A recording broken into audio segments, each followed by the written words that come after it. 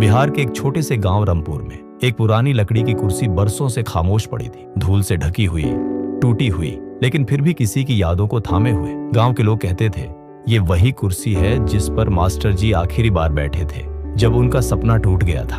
Master जी का सपना था एक स्कूल जहां हर बच्चा पढ़ सके। उन्होंने खेत बेच दिए, घर गिरवी रखा और ईंट दर ईंट जोड़कर एक छोटी सी स्कूल बिल्डिंग बनाई।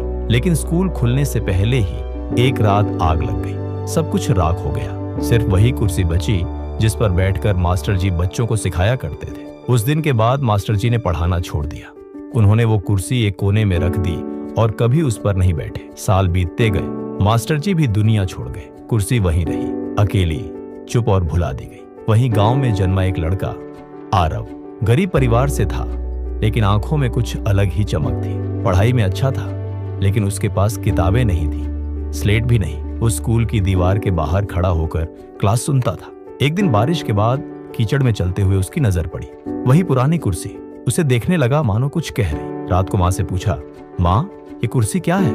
माँ ने कहानी सुनाई, मास्टर जी की, उनके अधूरे सपने की। आरव की आंखें भर आईं। धीरे से बोला, माँ क्या मैं उनका सपना पूरा कर सकता हूँ? माँ मुस्कुरा दी, अगर तू दिल से चाहे तो जरूर बेटा, लेकिन रास्ता आसान नहीं होगा। अगले दिन सुबह आरव ने उस कुर्सी को उठाया, साफ किया और गांव के पुराने बरगद के पेड़ के नीचे रख दिया। कागज का एक पोस्टर हाथ से लिखा, जो भी पढ़ना चाहता है वो सुबह 7 बजे यहाँ आ जाए, फीस नहीं लगेगी। पहले दिन कोई नहीं आया, दूसरे दिन एक बच्चा आया, तीसरे दिन 2। गांव के लोग हंसने लगे, ये भी मास्टर जी की तरह सपना देख रहा है। लेकिन आरव नहीं रुका। वो हर रोज आता, पढ़ाता, वही पुरानी कुर्सी पर बैठकर। धीरे धीरे गांव के गरीब बच्चों ने आना शुरू किया।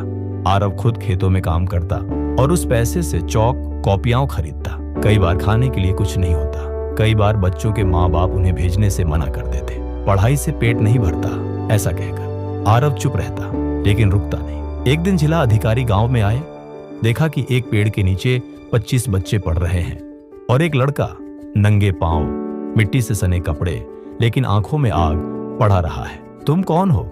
अधिकारी ने पूछा। मैं बस एक सपना पूरा कर रहा हूं, आरव ने कहा। वो बात अखबार में छपी। सरकार ने एक छोटा सा भवन बनवाया, गांव वालों ने मिलकर दीवारें रंगी, बच्चे हंसने लगे। आरव अब भी वही कुर्सी इस्तेमाल करता था। जब किसी ने उससे कहा, अब तो नई कुर्सी ले लो, उसने जवाब दिया, ये कुर्सी मेरी ताकत है, ये याद दिलाती है कि एक सपना कभी मरता नहीं। सालों बीत गए, वही बच्चे अब टीचर बनने लगे। एक लड़के ने IIT का एग्जाम पास किया, एक लड़की पुलिस अफसर बनी। एक दिन आरव बीमार पड़ा। डॉक्टर ने कहा, तुम्हें आराम करना चाहिए। आरव मुस्कुराया, मैं नहीं रुक सकता, ये सिर्फ स्कूल नहीं है, ये उम्मीद है। मैं थक तो सकता हूँ, लेकिन हार नहीं मान सकता।